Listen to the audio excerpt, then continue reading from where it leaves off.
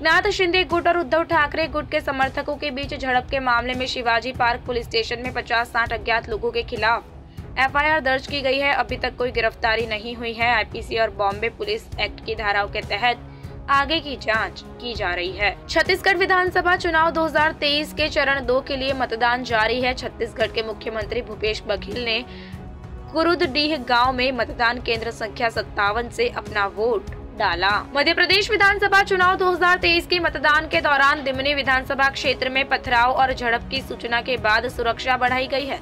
Shailendra Singh SP मुरैया ने बताया, अभी पुष्टि नहीं हुई है कि क्या हुआ है। यहाँ दोनों तरफ के घरों के बीच किसी बात को लेकर कुछ विवाद है। अनावश्यक तरीके से माहौल खराब करने की कोशिश कुछ लोगों के द्वारा की जा रही है। हम जब यहाँ आए तब यहाँ कुछ लोग खड़े थे जो हमें देखकर भाग गए। यहाँ घरों की सर्च भी की जाएगी। हमारा प्रयास है कि शांतिपूर्ण मतदान चलता रहे। कुलगाम के समनू इलाके में आतंकियों के खिलाफ सुरक्षा बलों का संयुक्त अभियान दूसरे दिन भी जारी है।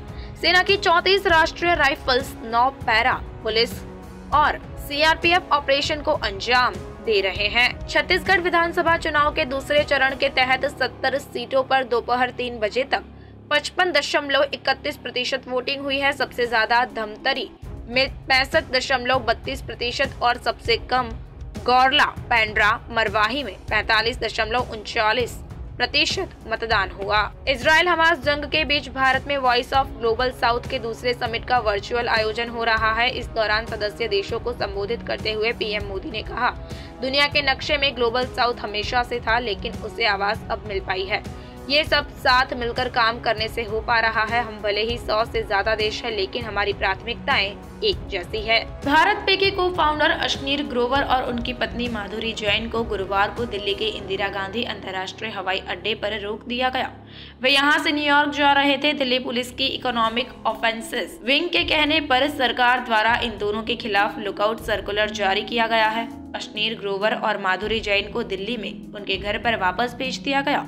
उन्हें अगले सप्ताह ईओडब्ल्यू ने जांच और पूछताछ में शामिल होने के लिए कहा है। बंगाल की खाड़ी में शुक्रवार 17 नवंबर को एक चक्रवाती तूफान उठा। 80 किलोमीटर प्रति घंटे की अधिकतम रफ्तार के साथ इसके बांग्लादेश के तट पर पहुंचने से पहले सुंदरवन से गुजरने के आसार है। भारत मौसम विज्ञान विभाग ने एक बुलेटिन में यह जानकारी दी। बुलेटिन में कहा गया है कि यह चक्रवाती तूफान मिथिली 17 नवंबर की रात या 18 नवंबर की सुबह बांग्लादेश तट को पार कर सकता है।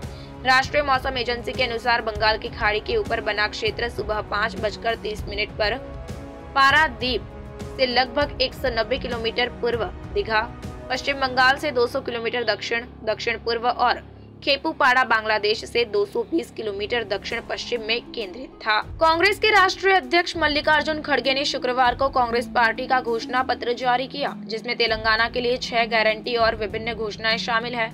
42 पन्नों का घोषणा पत्र अभय हस्तम जारी करने के बाद कांग्रेस प्रमुख ने कहा कि तेलंगाना के लोगों का मूड ऐसा है कि सबसे पुरानी पार्टी को सत्ता में लाना है, चाहे कुछ भी हो जाए। कांग्रेस की 6 गारंटियों में 30 नवंबर को चुनाव के बाद राज्य में सत्ता में आने पर महिलाओं को 2500 रुपए प्रति माह और 500 रुपए में गैस सिलेंडर के साथ साथ सभी घरों में 200 यूनिट मुफ्त बिजली देने का वादा शामिल है। राइतु भरोसा योजना के तहत पार्टी किसानों को हर साल 15,000 रुपए की निवेश सहायता का वादा करती है, जबकि खेत मजदूरों को 12,000 रुपए मिलेंगे।